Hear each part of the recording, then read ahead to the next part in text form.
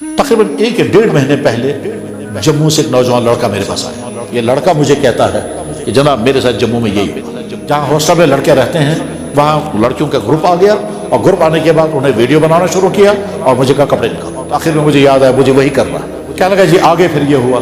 اسی رات جناب رسول اللہ صلی اللہ علیہ وسلم کی مجھے خواب میں زیارت ہو گئی. اور کالج کا لڑکا, کسی مدرسے کا نہیں, کوئی تبلیغ والا نہیں ہے, کالج کا لڑکا.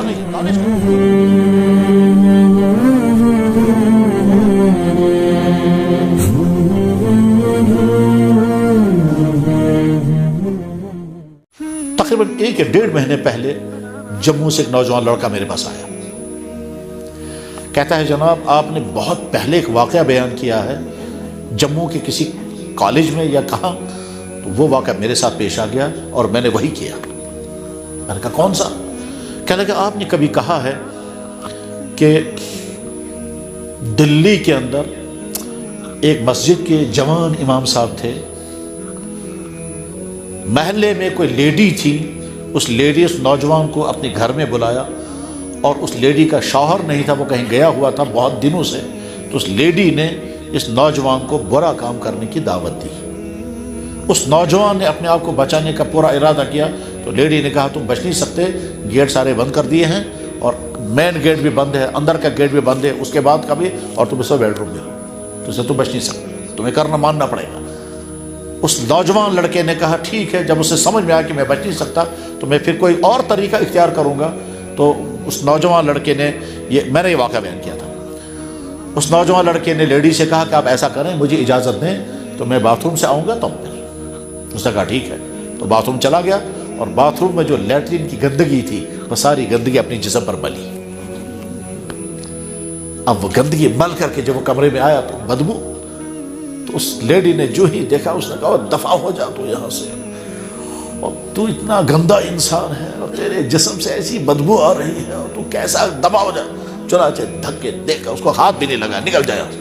تو وہاں سے نکلا اور نکلنے کے بعد پھر وہ دلی جمنا کے کنارے گیا, اپنے کپڑے نکالے, کپڑوں کو دھویا, اس کے بعد اپنی باڈی کو دھویا اور بھیگے ہوئے کپڑے پہنے اور پہنچ گیا اپنے کلاس میں جہاں وہ پڑھا کرتے تھے.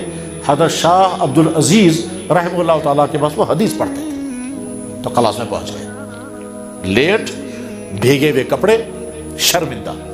ٹھیک جو ہی اندر داخل ہو گئے تو کلاس کے سارے لوگ دیکھنے لگے اور سب کہنے لگے آہا زبردست خوشبو, آہا زبردست خوشبو, یار ایسا عطر تو ہم نے آج تک, یہ کیا عطر ہے. اب بیچارے نے سر نیچے کیا یہ سوچ کر شاید میرے جسم سے بدبو اب بھی آ رہی ہے, کپڑوں میں صاف نہیں کر سکا اچھی طرح سے, تو یہ اب کہہ رہے ہیں خوشبو, خوشبو کہاں بدبو. خیر وہ پھر کہ بھائی کیا عطر لگا کے آیا تو, یہ کپڑے بھیگے ہوئے ہیں, آہا کتنی اچھی خوشبو آ رہی ہے, یہ کیا لگایا تو نے. وہ سر نیچے کیے ہوئے, جو استاد ان کے تھے حضرت شاہ عبد العزیز, انہوں نے پوچھا بیٹا کیا خوشبو لگائی اور یہ بھیگے ہوئے کپڑے کیوں ہیں. اب بیچارہ وہ مجبور ہو گیا, کہنے لگا حضرت خوشبو کہاں لگائی میں نے, میرے ساتھ تو یہ واقعہ ہوا, اس واقعے کی وجہ سے میں یہ کپڑے دھو کر کے آیا ہوں, مجھے لگتا ہے کہیں میں صفائی نہیں کر سکا, وہ بدبو لگی ہوئی ہوگی, وہی آپ لوگوں کو آ رہی ہوگی, تو اب میں شرمندہ ہوں. تو فرمایا کہ نہیں نہیں بدبو نہیں, خوشبو. اس کے بعد ساری زندگی اس طالب علم کے جسم سے خوشبو آتی رہی. یہ واقعہ میں نے بیان کیا تھا کبھی جموں میں. یہ لڑکا مجھے کہتا ہے کہ جناب میرے ساتھ جموں میں یہی ہوا. کہ کچھ لڑکے ہمارے جہاں وہ رہتے ہیں ہاسٹل میں, جہاں ہاسٹل میں لڑکے رہتے ہیں وہاں لڑکیوں کا گروپ آ گیا اور گروپ آنے کے بعد انہیں ویڈیو بنانا شروع کیا اور مجھے کہا کپڑے نکالو. تو کہا میں بہت کوشش کرتا مگر نہیں, تو آخر میں مجھے یاد آیا مجھے وہی کرنا ہے. چنانچہ میں وہاں سے باتھ روم میں, اٹیچ باتھ روم تھا, اندر گیا اور نیچے ہاتھ لگا کر کے پورے بدن میں ملا, اور ملنے کے بعد کہا تو سب کو نفرت ہو گئی. اور واقعی کہتا ہے وہ نفرت ہو گئی تو بس میں نے دروازہ توڑا, باہر نکل آیا. میں نے کہا سبحان اللہ. میں بار بار لڑکیوں کو دیکھتا رہا, سبحان اللہ. کیا لگا جی آگے پھر یہ ہوا. اسی رات جناب رسول اللہ صلی اللہ علیہ وسلم کی مجھے خواب میں زیارت ہو گئی.